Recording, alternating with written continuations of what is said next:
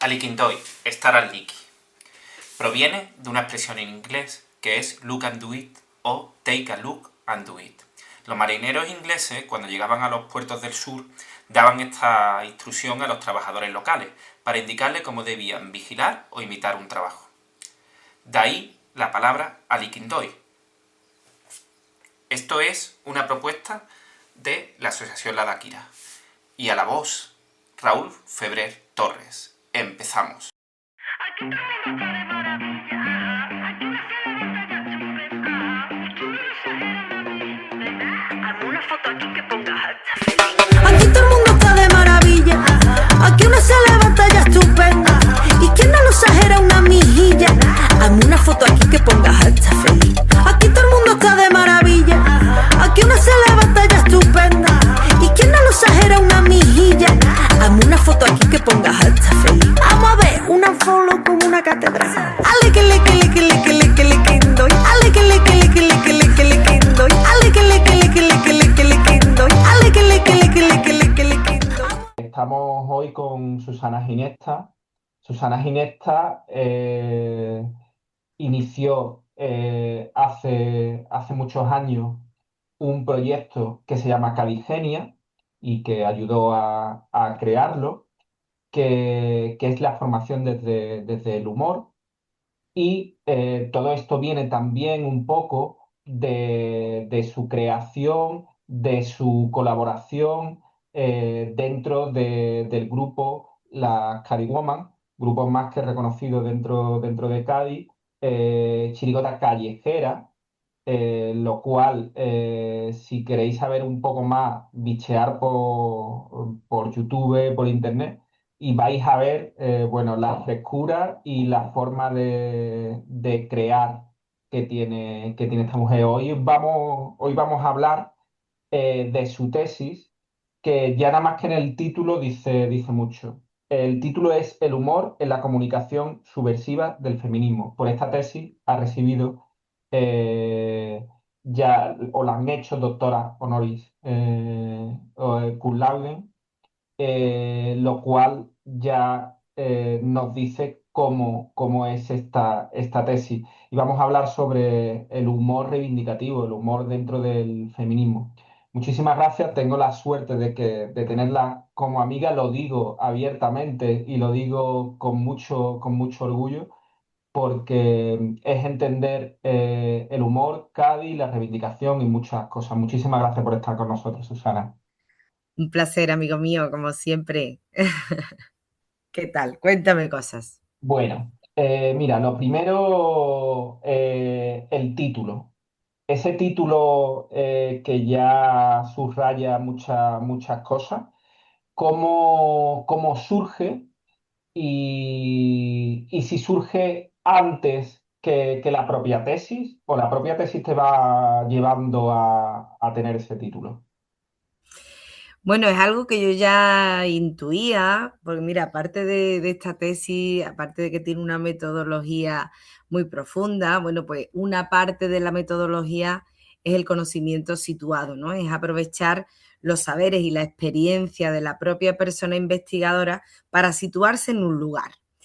Y el conocimiento científico, que siempre ha sido muy patriarcal y androcéntrico, premiaba una supuesta objetividad científica, con lo cual no te podías posicionar en la tesis.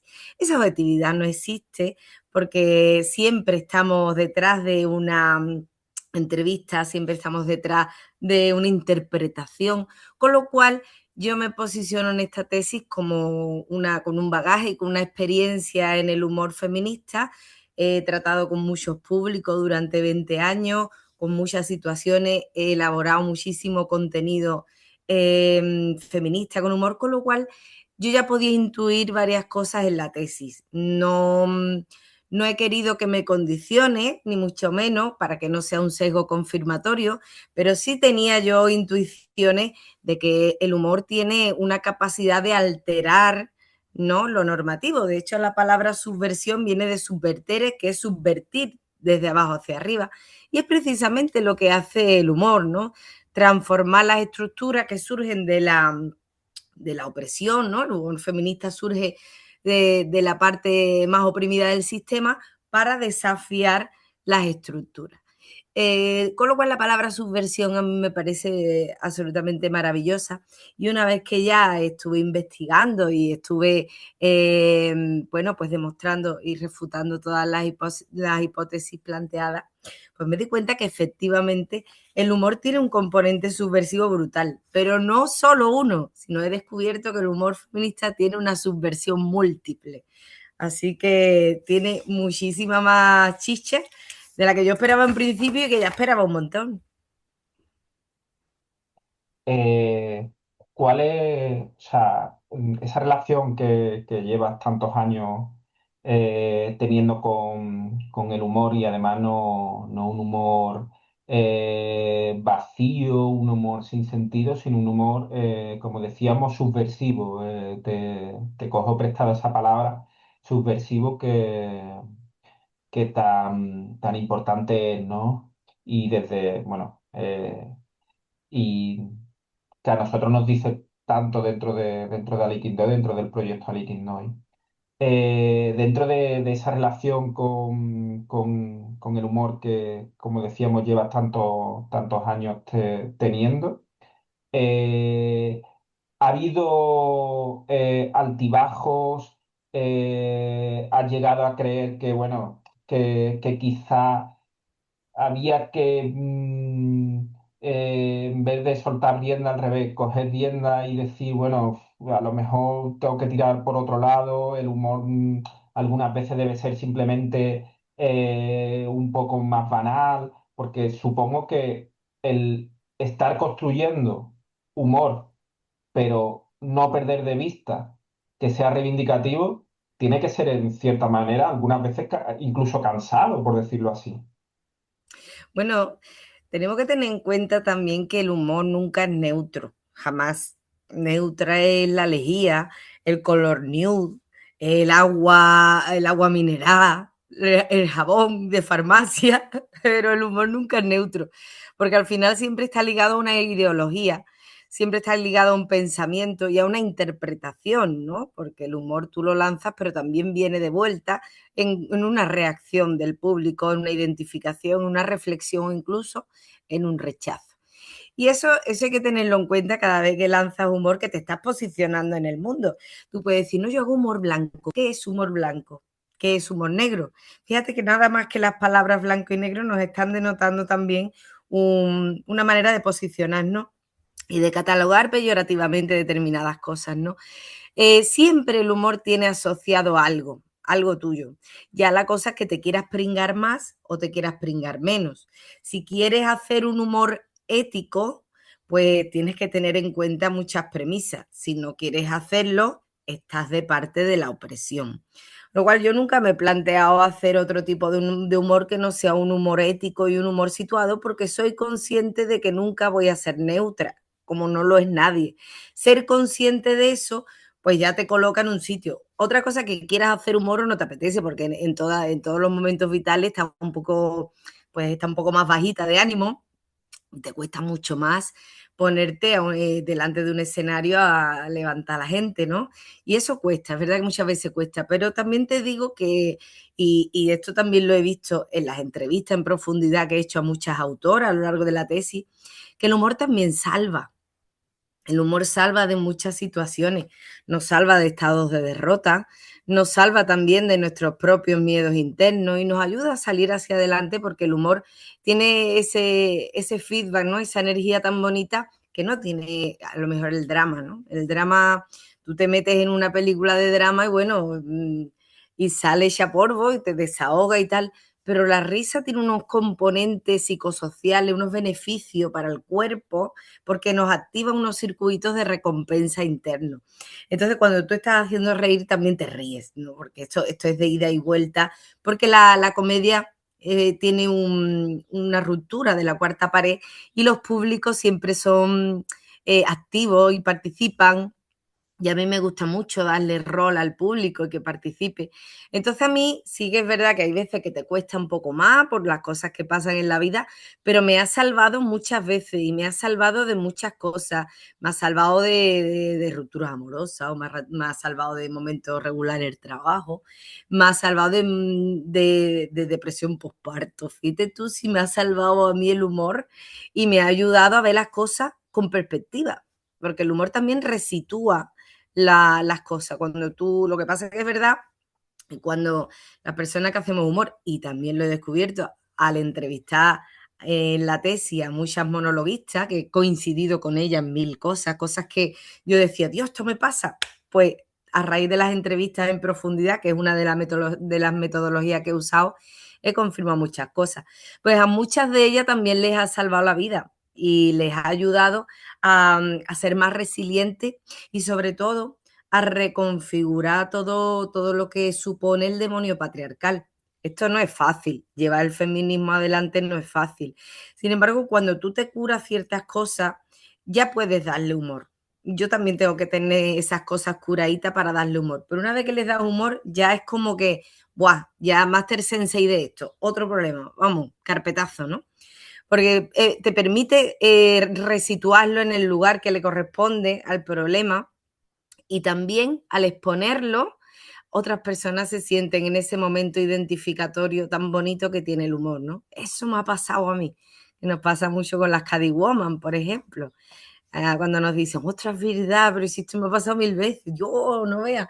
Claro, ese momento identificatorio es precioso porque entonces conectas con otras personas, con otras realidades y dices, bueno, entonces esto no es casual, esto es un patrón. Y el patrón pues siempre coincide casi siempre con el patriarcado. El otro día, precisamente de lo que decías, ¿no? Esas pequeñas cosas que si no te paras a pensarlo no te das cuenta. Y esas pequeñas cosas que pertenecen al patriarcado, que son en muchas ocasiones micromachismo, que son incluso humor machista, claramente, ¿no? Pero que no te das cuenta hasta que no le pasas el filtro y hasta que no dices, ostras, esto.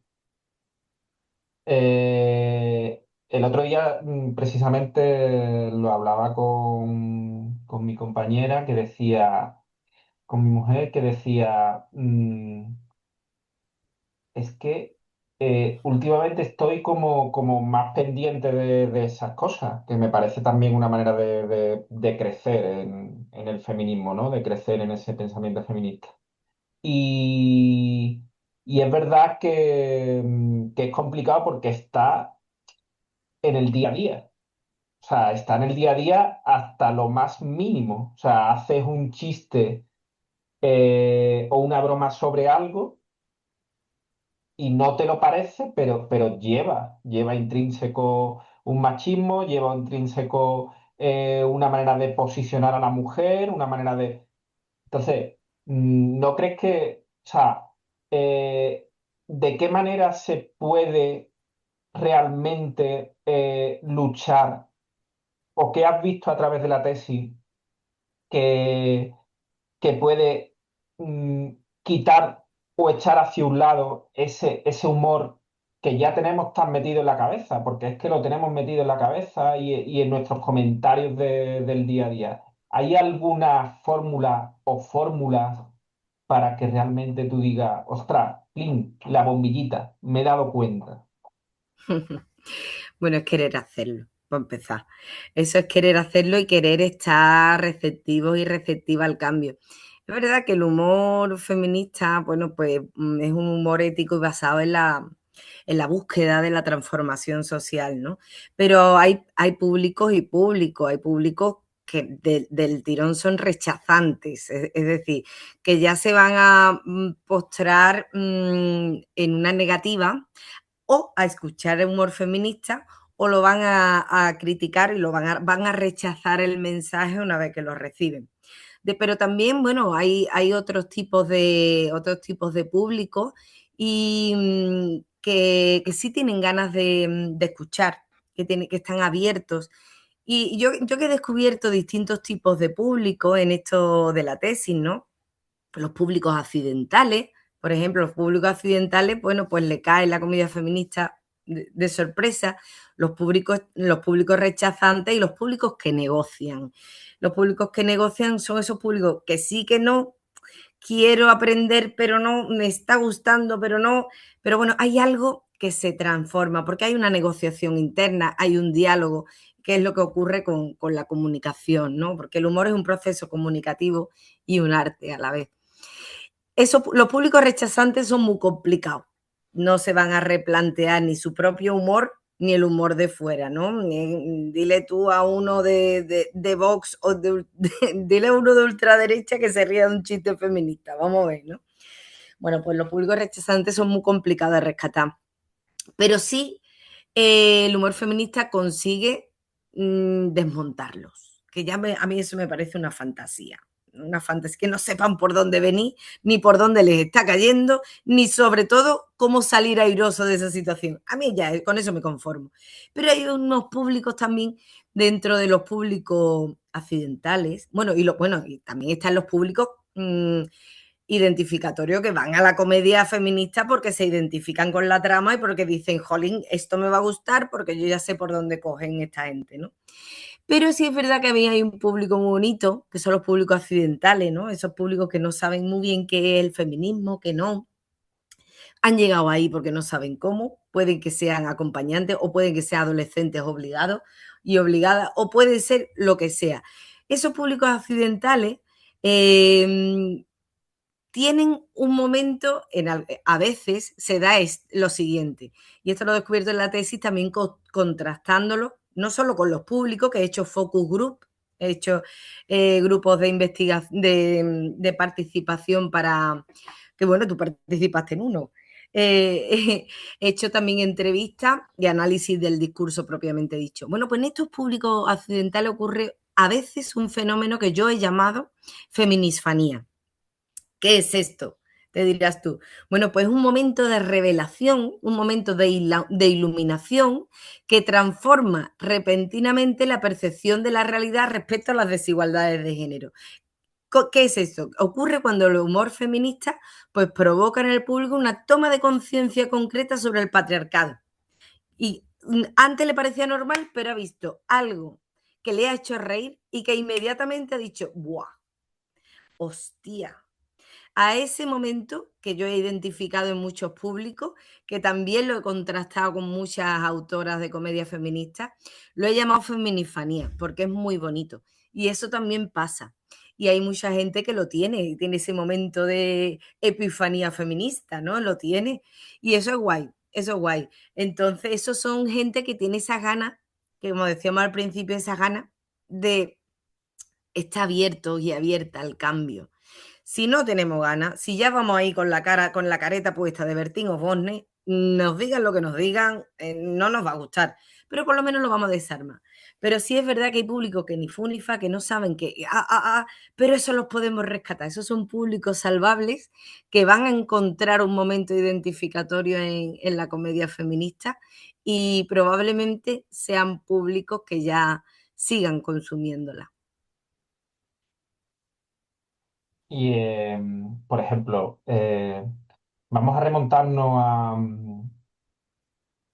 a cuando estáis en la calle con las Caddywoman, que en verdad es un espacio de experimentación también, un espacio de experimentación Sí. de este humor. Eh,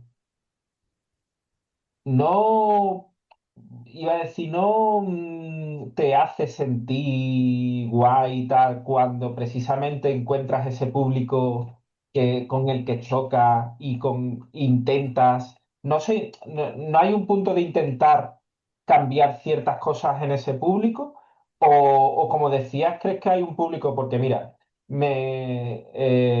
lo enlazo con lo que decía la carta de Bertino Osborne. Es decir, eh, en muchos hogares de nuestra Andalucía están los programas en los que aparece, por ejemplo, este presentador y claro, eh, es el humor que conocen, el humor que han conocido siempre, el humor, iba a decir amable, en el fondo no es nada amable, pero con apariencia amable, ¿no? Tiene el disfraz de amable.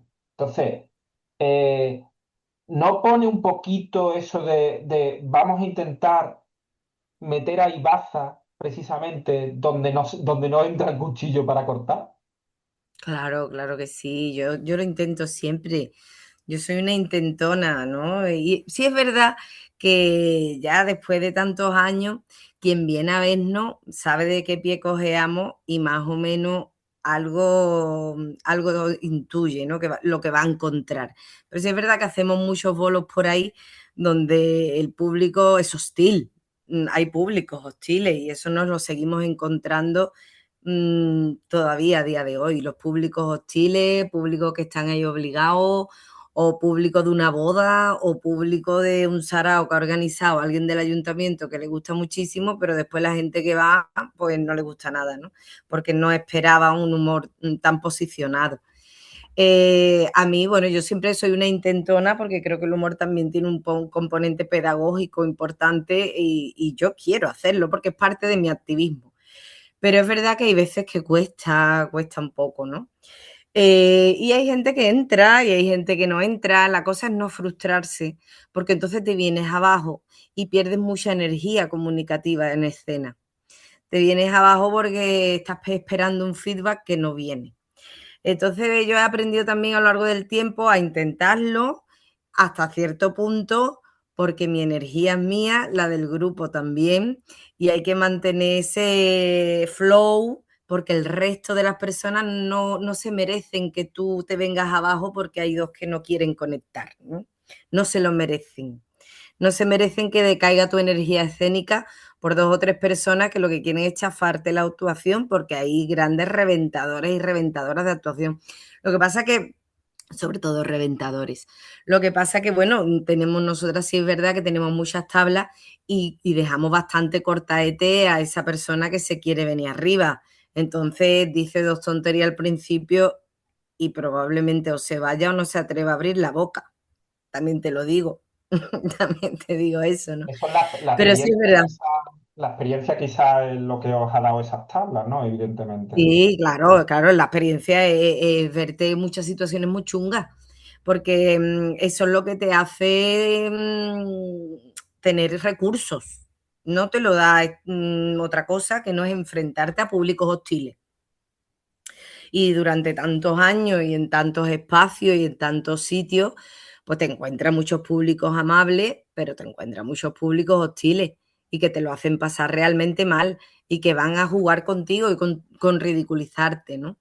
Pero bueno, una vez que tú ya conoces cómo funciona esto, ya pocas veces te afecta, ¿no? Realmente, porque lo pones en su sitio y ya.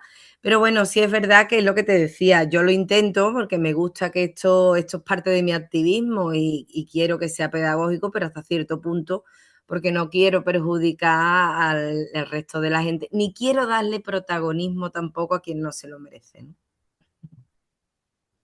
Eh, Supongo que habrá sido complicado encontrar, bueno, tanto material, porque supongo que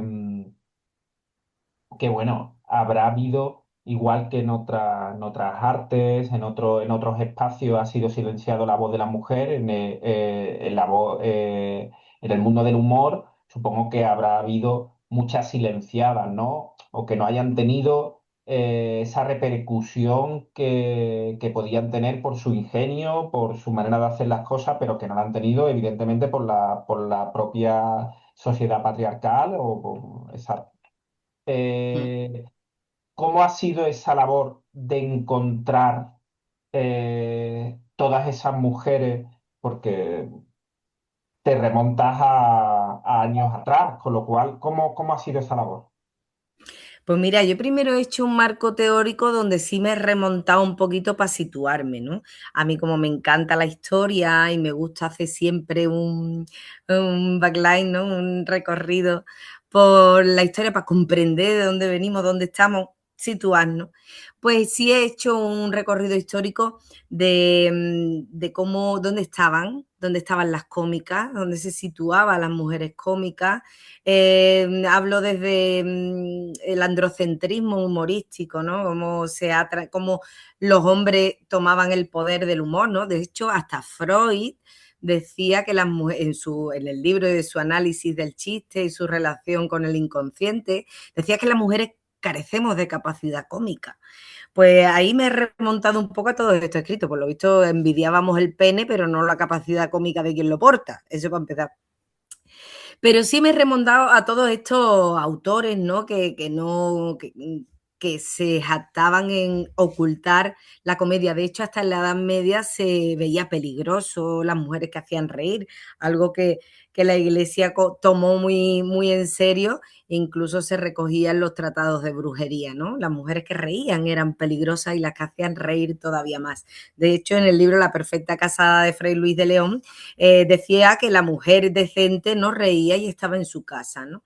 Pues toda esta ocultación de la risa nos llevaba a pensar de que la risa era muy peligrosa, porque hacía que conectáramos con esos estados de bienestar que te decía antes y que también conectáramos con un pensamiento disidente más allá del patriarcado. Las mujeres hacían mucho humor en lo privado. De hecho, era la manera de sobrevivir a muchísimas injusticias, ¿no? Como el descanso del guerrero, que decía Nietzsche, que era el descanso del guerrero, que estuviéramos siempre esclavizadas sexualmente y en la casa, ¿no? Entonces, bueno, mujeres cómicas había muchas. De hecho, el gag más famoso de la historia, el tartazo en la cara, fue inventado por una mujer. Había estrellas del clown, había estrellas de la comedia, del cine mudo, muchísimas, muchísimas. Muchas se ocultaban, muchas no han llegado a tener una repercusión mediática por el marketing patriarcal, que es masculino, y otras pues se están descubriendo ahora. Este marco teórico me ayuda a resituarme, pero en realidad lo que analiza mi tesis, para aterrizar un poco, porque si no la tesis hubiera sido eterna, pues el corpus de estudio se compone de monólogos de humor feminista de artistas contemporáneas, ¿vale? Yo me he centrado un poco en analizar exhaustivamente, bueno, en el marco teórico sí he analizado un poco toda esta trayectoria, pero en lo que es el corpus de análisis, pues me he basado en los monólogos de humor feminista de cómicas contemporáneas. Y las he elegido no solo por su mensaje diferenciador, sino también porque las he elegido de diferentes partes del mundo, porque quería analizar también el componente universal del humor y también nacionales. He cogido artistas nacionales e internacionales. He cogido también desde clown a filólogas, actrices, escritoras, comediantas de stand-up, mucha variedad también multidisciplinar para poder coger distintos códigos y distintos registros, ¿no? Bueno, pues he cogido desde las XL, Pamela Palenciano, Virginia Imaz, Alicia Murillo, Patricia Sornosa, Mason Sayid, Malena Pichot, bueno, pues un montón, Ana Gatsby, pues un montón de cómicas que me han llevado, bueno, pues a analizar su discurso. Y he analizado, he hecho un análisis crítico de su discurso, ¿no? De cada párrafo, de uno de los monólogos que tenían pues, más relevancia social o que tenían más crítica. Les he hecho a muchas de ellas, a las españolas, entrevistas en profundidad y después pues analizar los públicos. Entonces me he centrado un poco más el objeto de análisis en esto porque si no es inabarcable y aún así he tardado en codificar mogollón de tiempo. Pues, bueno, pues para, para acabar, quiero que nos haga, que nos digas dónde, si esa tesis está en abierto. Eh, Espero, te la habrá lanzado mucha gente, pero evidentemente, cuanto que salga el libro, ahí vamos a salir corriendo, va a tener que sacar una segunda edición antes de sacar la primera, ya te lo digo. Pero que nos digas dónde, si están abiertos, dónde se puede conseguir o dónde se puede uno acercar para encontrarla. Y yo sé que es mucho resumir, pero que nos recomiendes alguien actualmente que no nos podamos perder del humor? Del humor. Vale, ¿Alguna monologuista, por ejemplo, que no nos podamos perder? vale.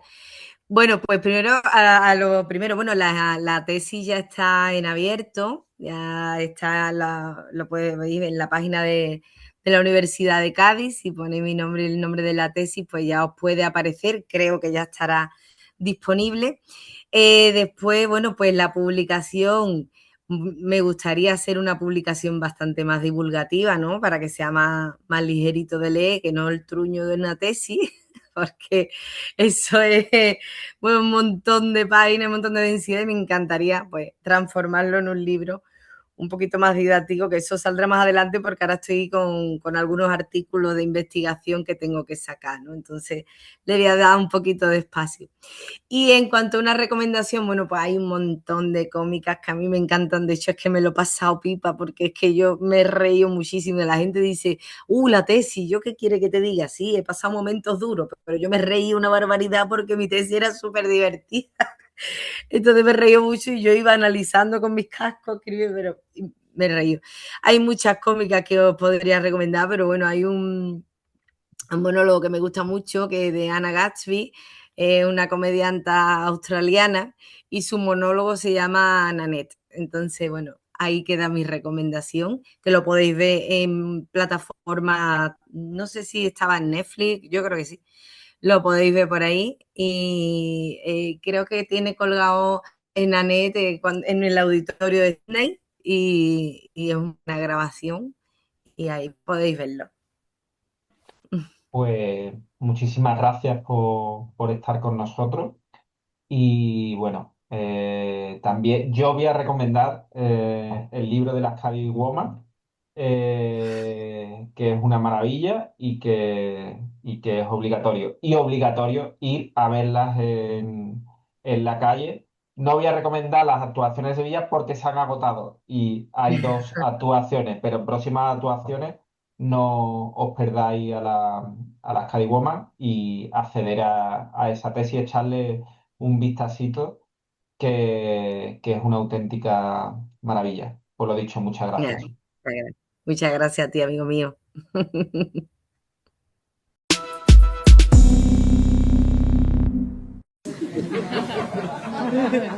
DJ Toto más Toto que DJ.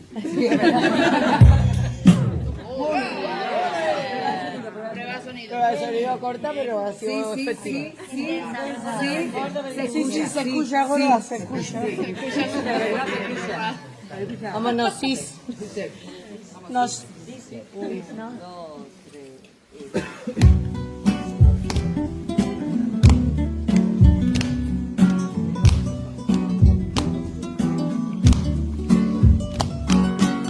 Somos las reinas de la calle, calle, calle, calle, calle, calle. Somos las reinas de la calle, calle, calle, calle. Aquí están las reinas de la calle que han venido a patrullar de la Viña hasta Puntales, que lejos está Puntales, es un barrio muy feo. Te montas en el 2 y no sabes cuándo sale. Yo estudié toda la vida con las monjas, por eso ahora fumamos y bebemos como esponja. Solo Laura me enseñó a coser punto de cruz, eso de dejar coco igual que un ardramu. Y las monjas me decían una y otra vez, con tu tío para la calle Belén.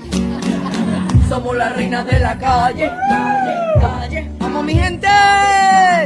Somos las reinas de la calle, calle, calle, calle. Salimos del colegio de rezarle al Señor con ganas de quemar un contenedor. Monarquía de barrio, monarquía de esquina. La calle es mi reino y mi pueblo la vecina. Mi hermana no es infanta, mi hermana es el demonio. Un día juro bandera, la bandera de su coño. Somos las reinas de la calle, calle, calle, calle, calle, calle. Somos las reinas de la calle, calle, calle, calle. Nos la suda el rey, nos la suda la realeza. No queremos sangre azul ni en los anuncios de compresa. Venimos a establecer la monarquía parlamentaria. Aquí tengo el parlamento y aquí dentro ordinaria. Somos la reina de la calle, calle, calle. Como mi gente, no se diga niña. Calle, calle, calle. Hay quien nace con su gracia, nadie se la va a quitar. Y si imitan nuestro acento es pa' pegarle dos mascas. Iris,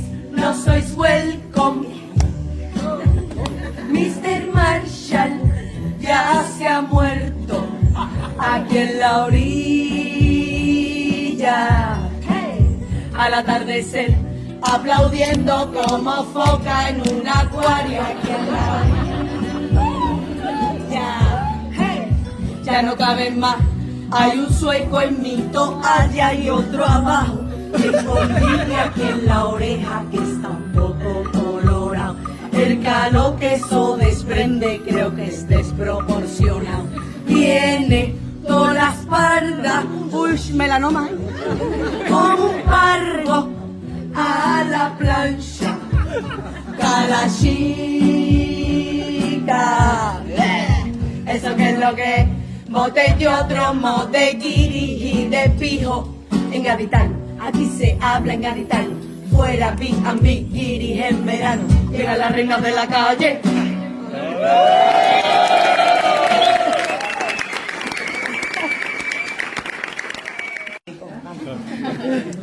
Me están dictando cosas, pero no desde otro mundo u otros seres, sino más humildemente desde adentro.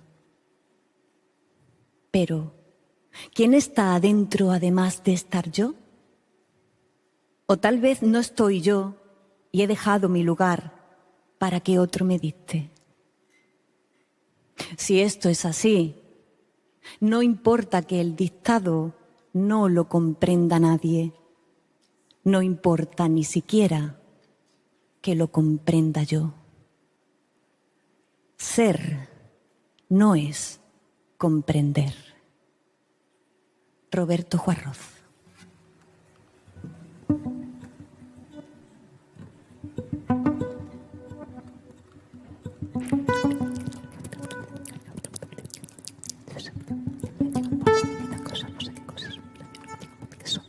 Me llegan voces, me dictan cosas, no sé qué cosas. Me llegan voces, me dictan cosas, no sé qué cosas. Me llegan voces, me dictan humildemente voces, cosas dentro. Me dictan cosas, dictan cosas, no sombra dentro, cosas dentro, voces, hueso, que lo hueso, que humildemente, que hueso, cosas, voces dentro, dentro de adentro.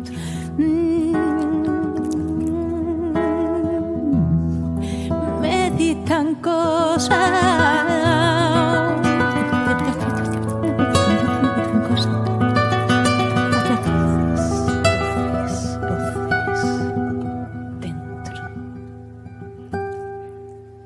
Pues bienvenidos a esta sección de libros de Aliquindo y el podcast. Volvemos después de unos cuantos meses y volvemos con una escritora que nos va a presentar la conductora de este espacio, que es María.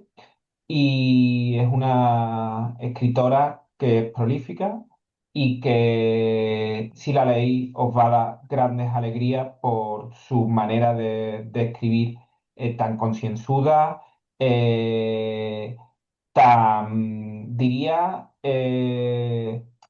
tan milimétrica en cuanto a sentimientos, en cuanto a sentidos, despierta los sentidos, porque me parece que su manera de escribir es poniendo en valor los sentidos y haciendo que leerla sea una gran experiencia.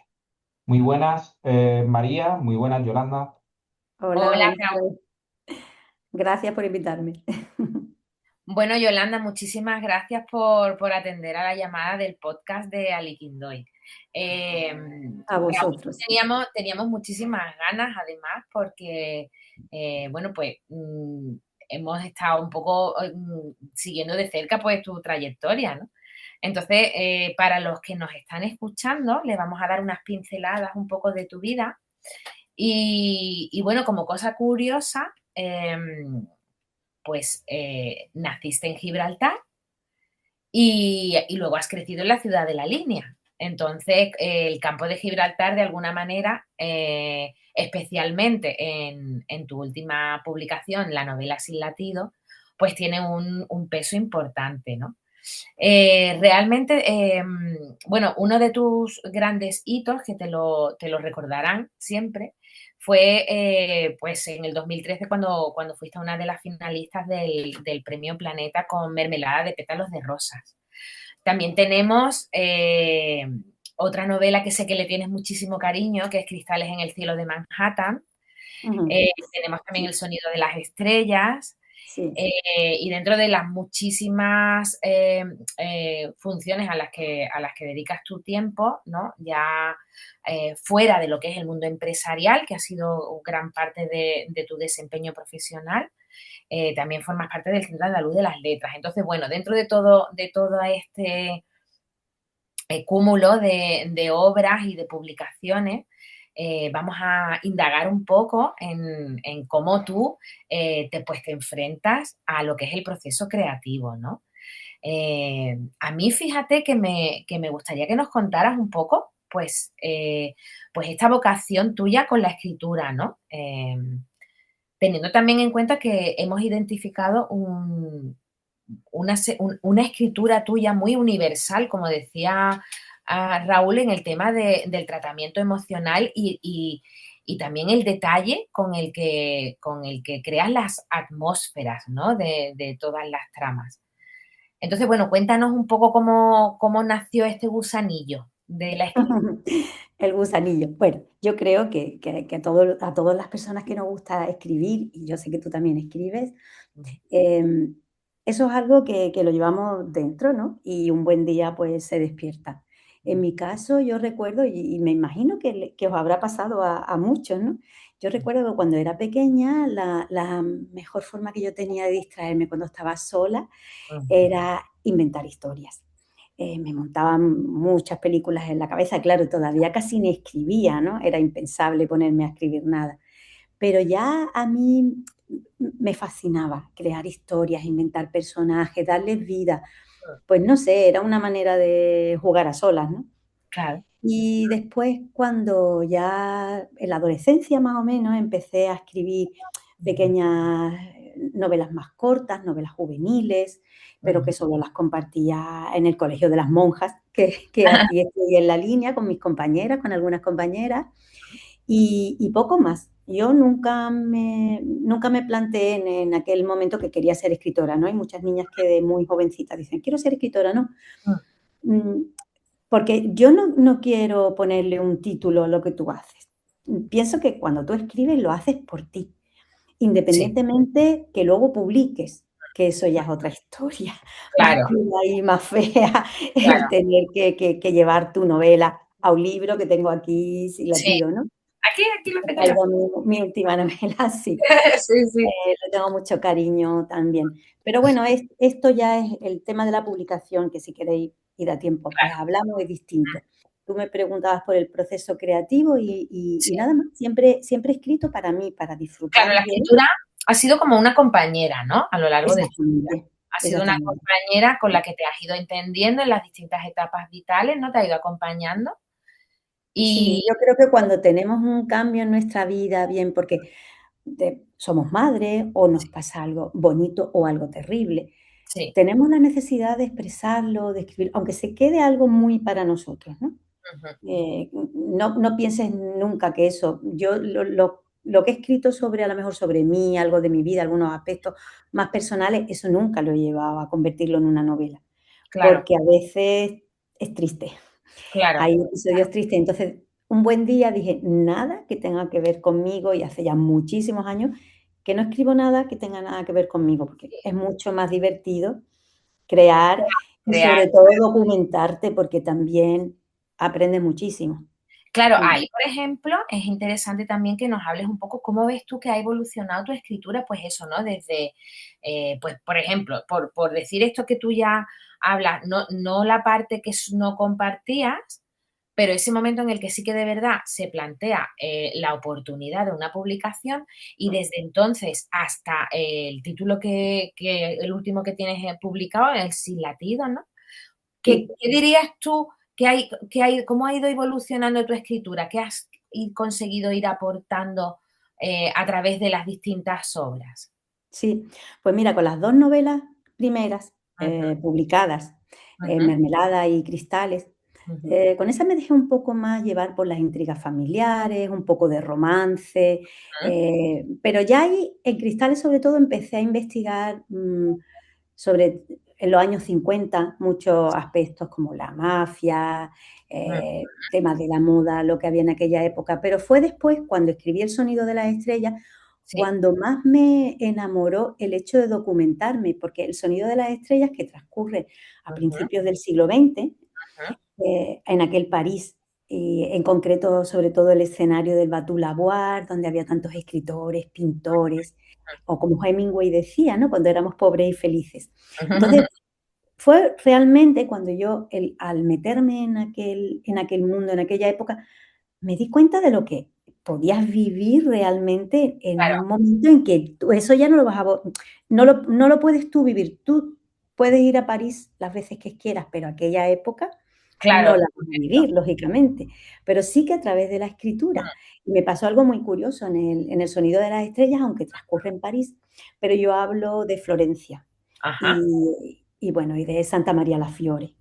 Y recuerdo que sí, fue después de escribir esa novela, cuando yo sí, viajé a Italia, sí, estuve allí y en uno de los callejones que me metí, cuando vi Santa María de la Fiore con su cúpula tan bonita, se sí, me erizó de verdad, se me pusieron los pelos de punta, como solemos decir por aquí, sí, y se me saltaron las lágrimas. Yo no soy de lágrimas fácil, desde luego, mira, porque yo decía: "Yo he estado aquí".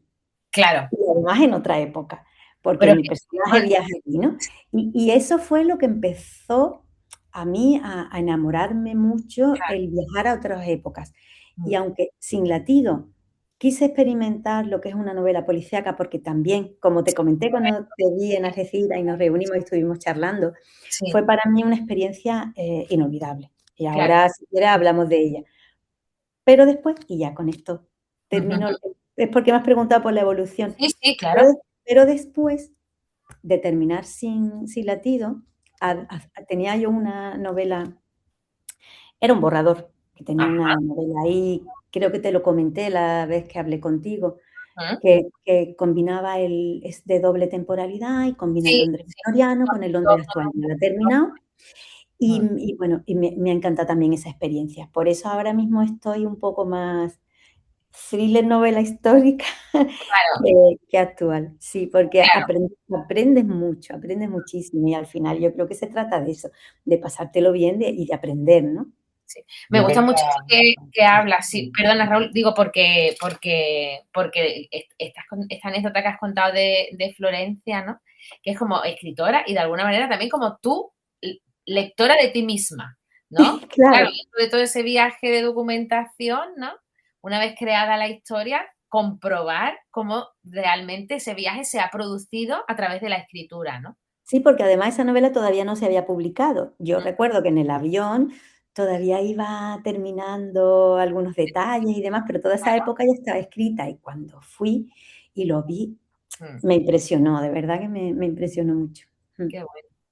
Yo quería, a raíz de lo que has estado explicando, ¿qué surge primero en tu escritura, en tu estilo literario? ¿La pasión por los viajes o la pasión por la historia? O sea, o cohabitan, por decirlo así. Para mí es la pasión por las historias. Ujú, Los viajes vienen después, ujú, pero la historia, por ejemplo, Sin latido, ¿no?, que es la última novela que se ha publicado. ujú. Como decía antes, me apetecía mucho escribir una novela policíaca y lo primero que me pasa por la cabeza es a ver qué voy a escribir. Y pienso en una chica muerta, Ujú, pero no se sabe si ha sido suicidio, homicidio o accidente. ujú. Y a partir de ahí empiezo a crear la historia. Siempre es una idea, una Sí, chispa como un que sale. destello, ¿no? Que te surge, Claro, tú fijas ahí y a yo partir sí de que ahí, tenía muy claro que quería escribir una novela policíaca, porque es uno de los géneros que más me gusta leer, el claro. thriller me encanta, la Mm, novela policíaca, negra, investigación, me gusta mucho. Entonces, a mí me apetecía también probar Entrar ahí. y, y pensé en eso, ¿no? En esa chica muerta y digo, bueno, pues a partir de ahí, porque me gusta ese escenario y además es la primera escena de la novela, ¿no? Cuando la chica aparece. Ujú. Y bueno, y a partir de ahí pues ya empiezas a documentarte sobre todo. En este caso tengo la suerte de tener un amigo, el hijo de una amiga mía es Ujú. policía. Él trabaja además en científica y antes ha trabajado también en la calle y me ha ayudado mucho para todas las dudas que yo Claro. tenía, porque en todas las comisarías además no se trabaja de la misma manera, no es lo mismo una ciudad grande que una ciudad como la de La Línea, ¿no? Entonces, Sí. claro, ahí sí que le he hecho muchas preguntas y he investigado mucho, también temas de psicología, de psiquiatría. Claro, porque en concreto en Sin Latido, además, es que eso es justamente una de las mayores fascinaciones de la novela, que es ese, o sea, el detalle verosímil, o sea, te lleva de la mano todo el rato, tú puedes seguir esa investigación con los detalles, ¿no? O sea, que ahí sí que se ve, pues, esto que tú comentas, ¿no? No solo ese trabajo de documentación, que por supuesto, para recrear todo, ¿no? Sino el celo que le has puesto a que las prácticas policiales estén realmente documentadas tal cual son, con sus pasos, de manera que el policía avanza en la investigación y el lector avanza con el policía, y de alguna manera eso es lo que le da un ritmo trepidante a la novela, ¿no? Porque claro, quieres Ujú. saber, pero tienes que ver cómo el proceso se va desarrollando. Sí, Muy sí. curioso. Luego también no puedes cansar al lector, Ujú. pero no quería saltarme pasos, entonces siempre cuando escribes procuras hacerlo desde luego de una manera amena, no es cuestión de volcar un temario ni mucho menos en el libro. Claro, las Claro. tramas dan mucho, porque claro, la Entonces, a través de los de los personajes personajes, y claro. a través de los diálogos de ellos, Mm. yo soy muy de diálogos, me encantan los diálogos porque más que escucharme yo narrando la novela, prefiero que sean ellos los personajes los que se definan y que el lector los conozca por cómo son, cómo se mueven, lo que piensan, lo que sienten. Te vas poniendo en la piel de cada uno. Claro, y además aquí es muy particular porque justo al ubicar la acción en la línea, con la cantidad de peculiaridades que tiene el entorno, ¿no? Pues todo eso también se queda reflejado justamente por cómo hablan los personajes, ¿no? Entonces, Ujú, claro, ujú. tú ahí te identificas como que vives en un territorio híbrido de alguna manera, porque la línea es que es tan particular para los oyentes. En el campo de Gibraltar tenemos el municipio de La Línea, frontera con el Peñón de Gibraltar, y bueno, y realmente es un microcosmos en sí. Y a mí me encanta de la novela Sin Latido que le has puesto su valor eh, tan singular a esta ubicación, ¿no? Que muchas veces los thrillers estamos acostumbrados a que suceden como en ciudades más grandes, ¿no? Incluso como yo diría, como el cliché tipo de ciudad inglesa o norteamericana, ¿no? Sí. Y justamente aquí yo creo que casi que podríamos Y decir que en la España casi sí, que es un y en personaje más España casi realmente. todas son en el norte, Claro, o País en Vasco, Madrid, Barcelona, o en el Madrid, norte. Barcelona. Ujú.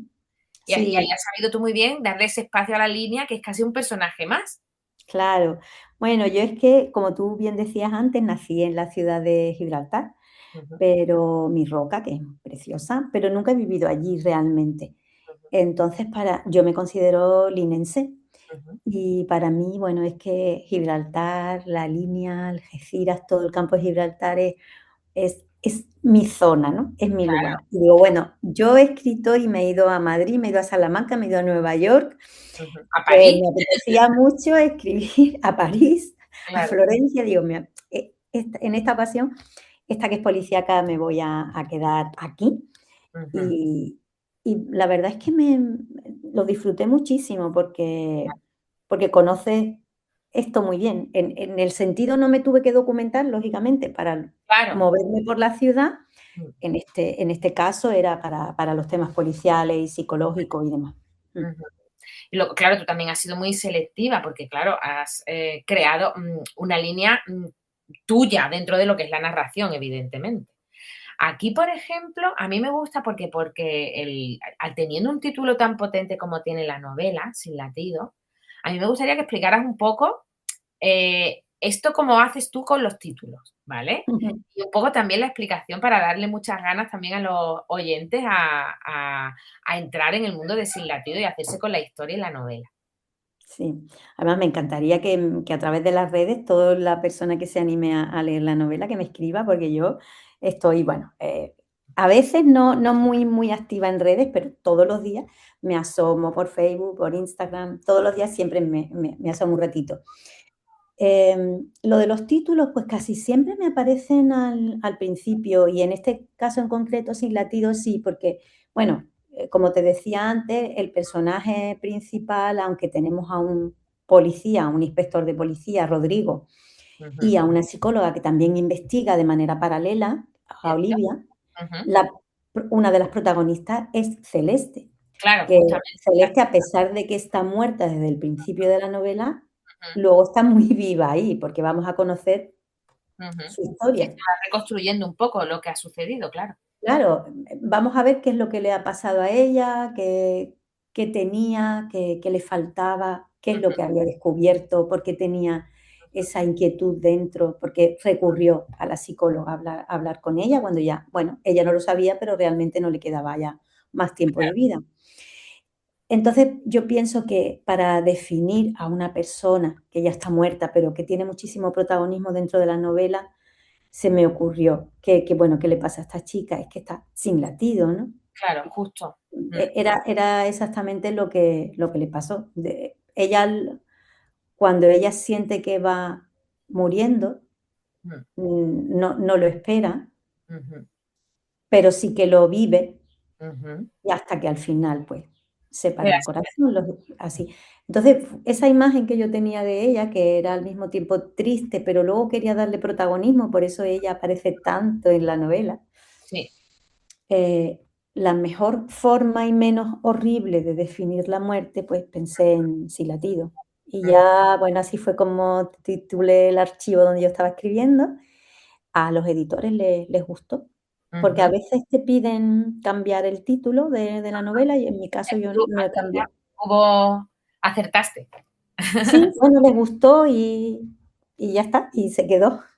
Sí. Sí. Aquí es muy importante esto porque, bueno, porque bueno, tampoco queremos hacer un spoiler total, pero sí que es cierto que los oyentes pues les tiene que un poco entrar muchas ganas, ¿no?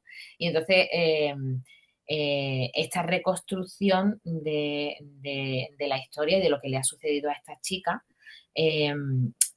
hay también una gran parte, como decías, ¿no? De profundización psicológica y emocional de los personajes. Esta parte, o sea, mm, cuando tú te pones, como bien dices, a documentarte y a prepararte para plasmar todo esto, ¿qué te resulta más complejo? Por ejemplo, ¿no? Un mundo ajeno a ti completamente, como es el mundo policíaco, digamos, instrumental, ¿no?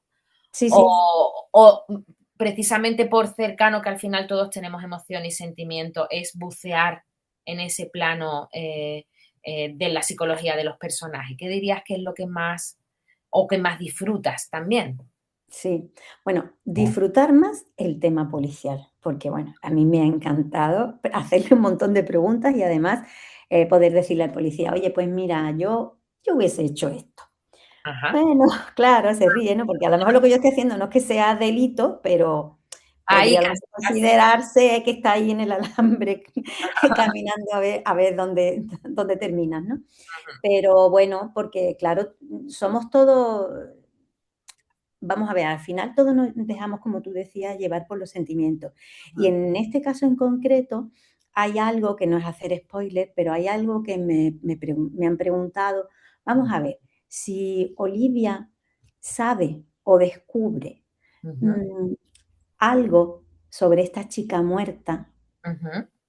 si ella tiene alguna información, porque Claro. no va rápidamente a la policía y lo cuenta. Ujú, Entonces yo inmediatamente me pongo en el lugar de la psicóloga, de Olivia, mm, y digo, a ver, dentro de lo que esa información que Olivia tiene, ujú, puede, in- puede salpicar de alguna manera ujú. a personas de su entorno que son muy Claro, cercanos, como amigos suyos, su propio hermano. en su familia. Entonces, ¿tú qué harías? Es una cosa que yo lo Claro, es el hablaba. dilema, es realmente el dilema aquí.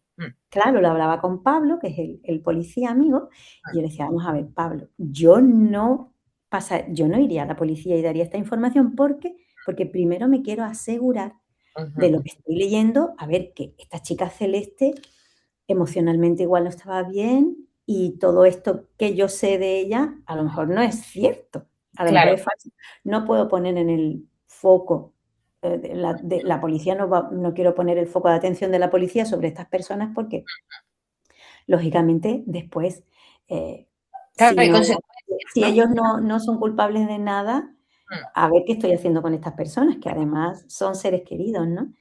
Y bueno, a la policía pues también le pasa muchas veces estas cosas, ¿no? Que hay veces que afectan. Yo sé que la policía, pues bueno, tiene que ser justa y hace las cosas como la tiene que Pero hacer. son seres Son humanos, claro. son muy profesionales, pero bueno, en mi caso, como Olivia no es policía, pues ya sí que se toma esa Mm, licencia claro, y no acude inmediatamente a la policía. Bueno, pues ya cada uno ahí es libre, ¿no? claro. No sé, como yo Sí, también quería cuando escribí esta novela que los lectores también se preguntasen, oye, claro. ¿actuaría yo como esta Mm. chica, no? Es complicado el papel que tiene Olivia. A Mm. mí me parece muy interesante precisamente por eso, porque tenemos, como estamos contando, la intriga de la investigación policial, ¿no? Y cómo se va construyendo, pues cómo se va resolviendo las pistas que aparecen, los testimonios, como los descubrimientos y tal. En paralelo, justamente a cómo resuelves un dilema muy personal, que es lo que te lleva también a descubrir qué tipo de persona eres o cómo gestionas lo que te pasa, ¿no? Entonces, me gusta mucho la novela por eso, porque tiene, digamos, el descubrimiento y la planificación de cómo va resolviéndose todo en el plano, digamos, más de lo que es el thriller puro, pero también tiene una gran carga de introspección psicológica, ¿no? Entonces, creo que Ujú. ese equilibrio es, además de apetecible como lectora cuando lo vas leyendo, porque vas avanzando en los dos planos, eh, me gusta cómo lo lleva, o sea, la dinámica que se construye, ¿no? Ahí. Ese realmente creo que es uno de los puntos más fuertes de la novela, que más atractiva hace la lectura, ¿no? Cuando vas avanzando. Mm. Eso, te agradezco que me lo digas porque es lo que a mí me sucede cuando la estoy escribiendo, ¿no? Por una parte estoy contando la historia de Celeste, por otra parte la investigación de la policía y por otra parte la propia que está haciendo Olivia también. Son dos Claro. investigaciones paralelas más la vida de esta chica que está muerta. Mm. Entonces, a mí eso era lo que me hacía también engancharme a la hora de querer seguir escribiendo. Claro. Porque yo pienso que tú cuando escribes algo tienes que estar enamorada de esa historia, Mm. enganchada, como solemos decir, a Sí. querer seguir escribiéndola, porque no me vale con decir, ay, esta historia puede estar muy bonita, la voy a contar porque puede gustar. No, yo quiero ser honesta conmigo misma cuando me pongo a escribir y si a mí no me atrapa la idea o empiezo a escribir algo y digo, no me convence tal como está, que Mm, me ha pasado alguna vez, lo ujú. he dejado aparcado y luego ya pues le he dado lo he llevado por otro camino y lo he disfrutado mucho más. Esto es muy Ujú. interesante porque también que nos cuenten, ¿no, Raúl? Que lo hablamos, lo de, ¿y tú cómo haces cuando escribes? O sea, ¿hay algún momento del día o hay alguna particularidad del espacio que tiene que estar o alguna manía en particular? Estas típicas cositas que cuando hay reuniones con escritoras así en un momentito de cuéntame, pero tú, a ver, llévanos también un poco ahí, llévanos también un poco ahí. Bueno, yo no soy una persona de manías ni nada, pero sí que me gusta mucho escribir a primera hora. Me gusta Ajá, levantarme temprano sí. y escribir, dedicarle todo el tiempo que pueda a la escritura. Y luego ya, si ese día vuelvo a retomar la escritura, ya tiene que ser a última hora de la tarde. Vale, haces como un paréntesis, ¿no?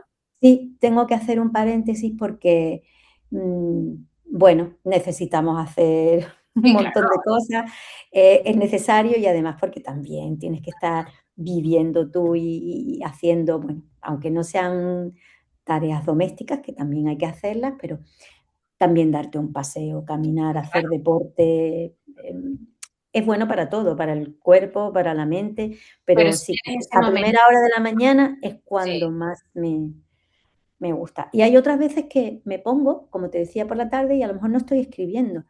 Ahora mismo estoy en un proceso de documentación, ajá, bueno, porque me ha surgido una idea y tengo ganas de seguir estás explorando, escribiendo. ¿no? Terminé la de Londres, que te dije. Ah, qué bien, qué bien. Esa la terminé, ahora mismo la tengo en reposo, Bien, porque bien, yo suelo dejarlas un tiempo, vale, y luego las retomo y ya le hago una nueva lectura de corrección.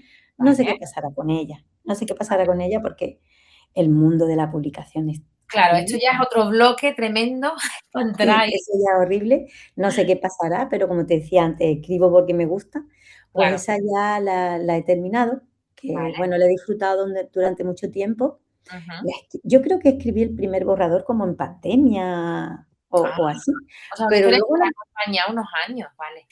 bueno, es que en esa parte escribí mucho, me documenté mucho, pero no me convencía del todo porque yo no sé por qué elegí la fecha de Jack el Destripador en Claro, 1888. hombre, es un momento muy concreto, claro. Claro, entonces justo decidí después, hará un par de veranos, Mm, decidí, digo, voy a ponerla un año, justo un año después del Destripador, ajá, para que no esté en ese otoño del terror.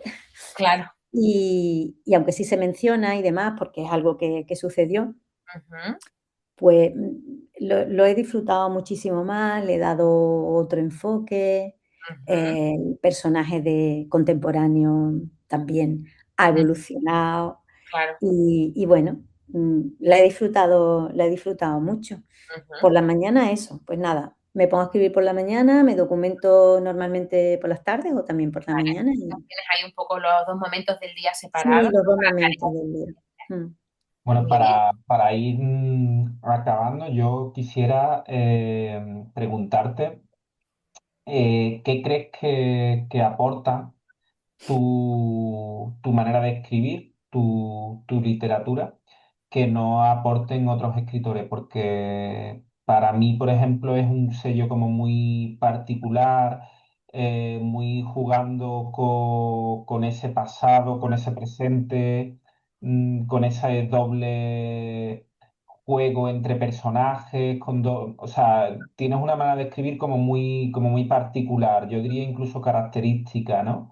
Entonces, ¿qué crees tú que aporta tu literatura o que buscas aportar? Mm. Bueno, yo no creo que aporte, ni más ni menos que otros autores, es cuestión de elección. Em, lo que busco es yo busco en los lectores, primero que disfruten de la historia que están leyendo, que se sumerjan en ella, que estén viviendo con los personajes, y por eso decía antes que, yo soy una, autora de muchos diálogos. Porque quiero que cuando el lector empiece a leer la novela, conozca a los personajes por lo que dicen, por lo que son, que sea muy coral, que haya muchos personajes, porque cada lector se siente identificado más con uno, con otro, ¿no? Con el malvado Sí, o con claro. el que está resolviendo Ah, los problemas. Y, no sé, yo los lectores que tengo cuando leen mis novelas dicen que les gusta mucho también mi manera de escribir, por eso que tú comentas, pero yo es que no sé escribir de otra manera, ni nunca he intentado, imitar a nadie, pero no porque no piense yo, ni muchísimo menos, que no hay autores buenísimos a los que, bueno, están ahí, venden muchísimo y demás, sino porque creo que cada uno tenemos nuestro estilo propio que no se puede copiar. Yo creo que al final, cuando tú te sientas a escribir con tu folio en blanco, eres tú quien está contando la historia y de nada sirve querer imitar a alguien porque a lo mejor ese autor o autora venda muchísimo, porque no se va a poder lograr. Yo creo que cada escritor ujú, tiene que dar, lo mejor de sí mismo. ujú. Y yo es lo que hago y no sé, bueno, a los lectores, bueno, a muchos les gustaré, otros menos y bueno, yo creo que es así con todos, ¿no? Hay autores muy famosos, muy conocidos, no voy a mencionar a nadie, y a lo mejor a mí no me gusta la forma que Claro, tiene de escribir, Y reconozco que sí, oye, digo, mira, sí, tiene muchísimos lectores, vende muchísimo, pero a mí no me convence. Claro. Eso es una cosa que además, bueno, en alguna ocasión sí que es cierto que tuvimos oportunidad de comentarlo, y es que, claro, el momento escritura y el momento publicación y el momento mundo editorial son 3 mundos tan diferentes, o sea, tan diferentes, y algunas veces son como mundos que están además en conflicto perpetuo. Entonces, Sí, claro, sí, aquí pues, hay una fricción añadida, que es la sí. de superar ese momento de escritura, ¿no? Yo creo que eso lo has comentado, ¿no? Tú quieres que los lectores disfrutamos. Mm. O sea, por ese lado, Yolanda, quédate tranquila. O sea, disfrutamos. Gracias, Muy bien. gracias. Y la pregunta un poco que... Estoy viendo por ahí a tu gatito o gatita. Dos, sí, Yo sí, tengo 3. Yo tengo 3, pero ahora mismo hay aquí uno nada más. sí, son dos personajes, Ay, qué bonito. dos Y yo personajes. tengo 3 gatos y una perrita. Sí, Anda, qué sí, bien. eso es otra cosa que en su momento se podrá hacer alguna cosa porque hay por ahí muchas cosas por internet. Si buscas escritores y gatos, es verdad Sí, que sí. parece que están unidos Y siempre. bueno, de hecho, a Hemingway, que lo mencionaba antes, tenía un montón de gatos y creo que sigue una casa suya con esos gatitos que además tenían una particularidad, que tenían un dedito de más o algo así.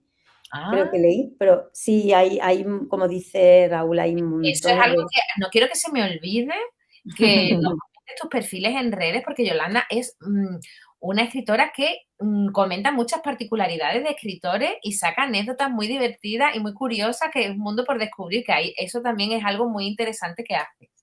Sí, sí, sí. Me gusta compartir curiosidades de escritores en las redes, sobre todo en Facebook, porque Instagram es otro mundo. Instagram es diferente, pero en Facebook Eh, sí que además tengo una comunidad de muchas lectoras, la mayoría mujeres, pero también hay hombres, claro que sí.